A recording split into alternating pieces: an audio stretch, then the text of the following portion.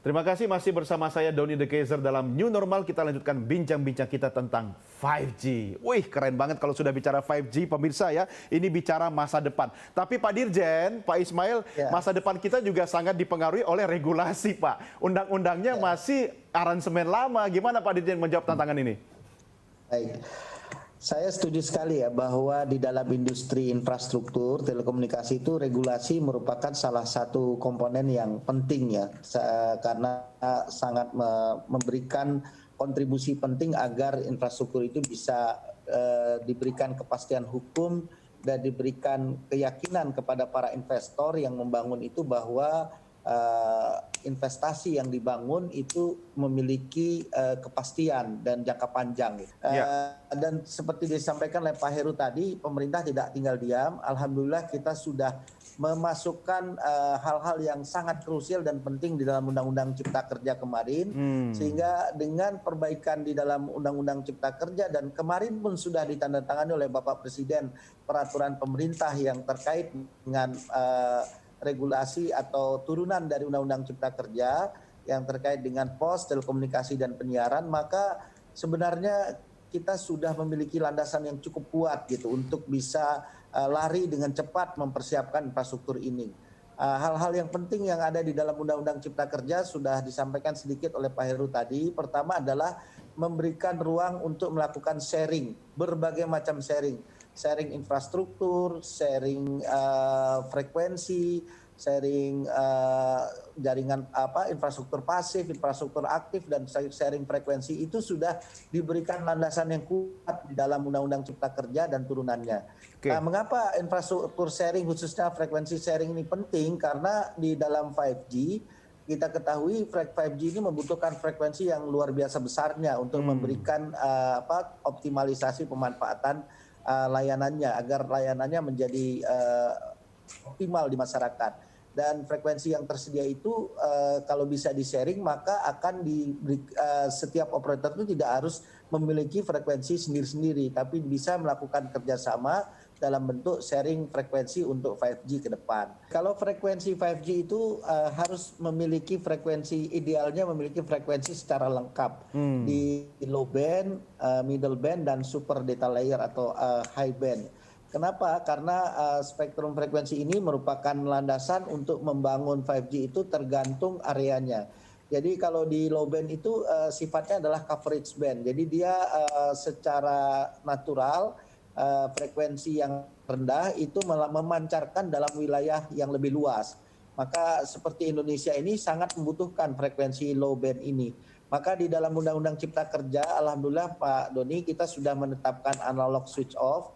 Jadi tanggalnya sudah jelas, yaitu tanggal 2 November tahun 2022, spektrum frekuensi band 700 yang sekarang digunakan oleh broadcasting atau penyiaran itu sudah bisa kita pindahkan menjadi frekuensi untuk kebutuhan mobile broadband ya, termasuk di sini 5G. Tapi kita tidak cukup hanya di band coverage, juga dibutuhkan di middle band. Di sini band 2,6 dan 3,5 merupakan kandidat yang sangat penting agar bisa mendeliver 5G dengan baik.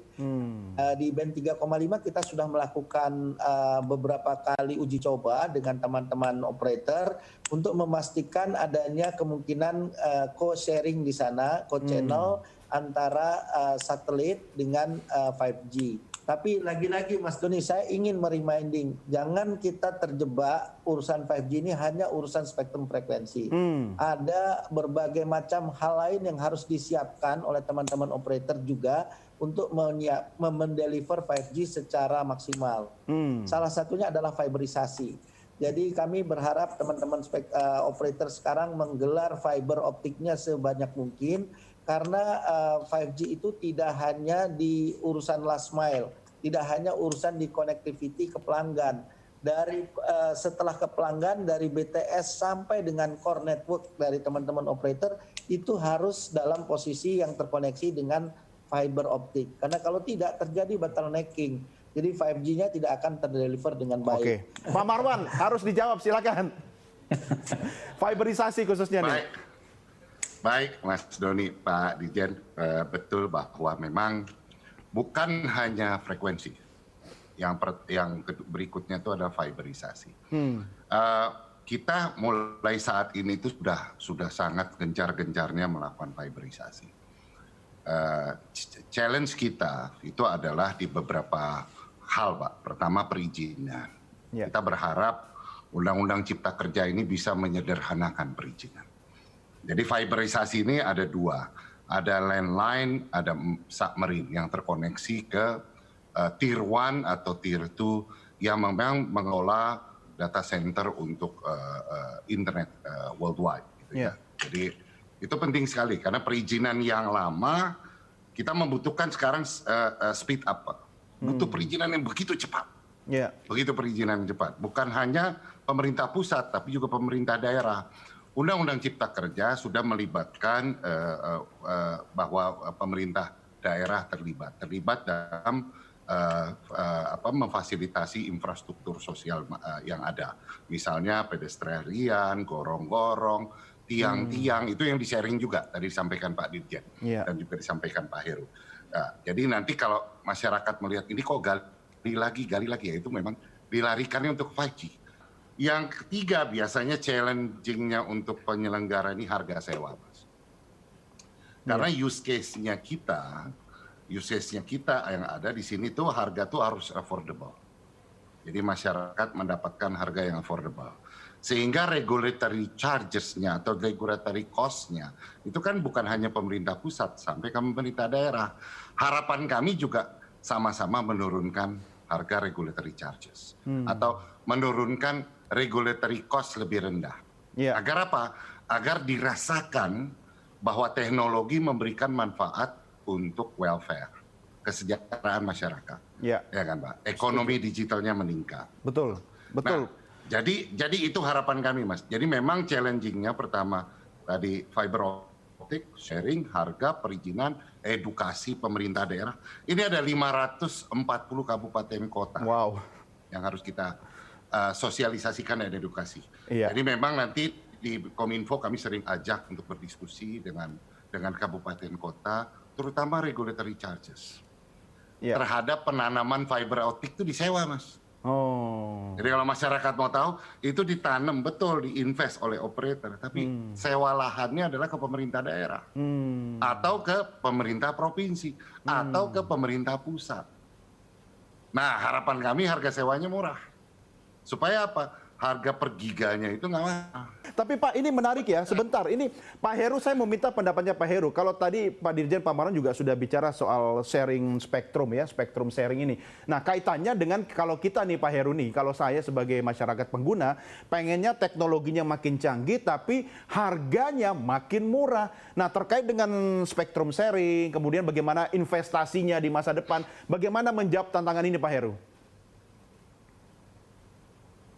Jadi infrastruktur sharing itu memang diperlukan. Jadi kalau frekuensi sharing ini untuk bisa dipakai bersama-sama operator agar bisa memberikan layanan 5G bersama-sama. Sementara infrastruktur sharing ini memang agar efisien. Kenapa harus efisien? Karena kalau kita lihat sebelumnya itu kan masing-masing operator misalnya bangun menara sendiri, fiber sendiri. Ini kan masing-masing memiliki cost sendiri-sendiri gitu ya. Sehingga juga ini cukup besar. Kalau dengan di berbagi jaringan, baik aktif maupun pasif, sehingga cost-nya mungkin lebih bisa ditekan. Karena masalahnya apa? Karena di Indonesia ini sekarang juga pentarifan kita ini harus lebih affordable. Affordable itu artinya terjangkau bagi masyarakat gitu ya. Karena kalau misalnya tarifnya terlalu mahal, tentu masyarakat nggak bisa nih mendapatkan. Sebenarnya kalau komunikasi ini sebagian sekarang ini menjadi bagian dari hak asasi manusia gitu ya. Betul. Apalagi dengan komunikasi seluler juga bisa akses internet gitu ya. Sehingga juga tarifnya harus affordable dan salah satu udah kebutuhan primer ya Pak ya? Ya betul. Tapi di sisi lain juga mungkin teman-teman operator juga harus bersaingnya jangan bersaing harga lah juga gitu ya, tapi bersaing dengan kualitas. Karena kalau bersaing harga juga sehingga tarifnya juga terlalu murah, promo-promonya operator sendiri nggak bisa membangun gitu loh. Oke, baik Pak Heru. Ini sudah mulai mengerucut pada soal model bisnis ya. Tapi nanti kita bahas di segmen berikutnya. Karena itu pemirsa, model bisnis seperti apa yang tepat dalam layanan 5G, kita akan diskusikan setelah yang berikut ini. Tetap bersama kami di New Normal.